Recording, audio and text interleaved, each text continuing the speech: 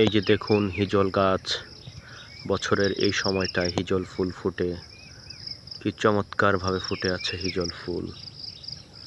মাশাআল্লাহ, চমৎকার।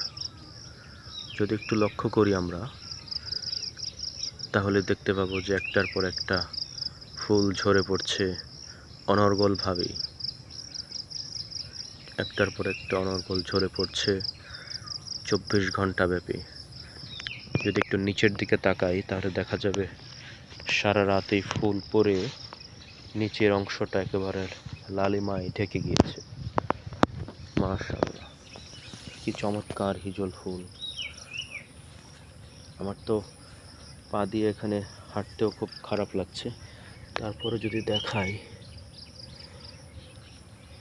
এই যে হিজল ফুল, কি চমৎকার হিজল ফুল।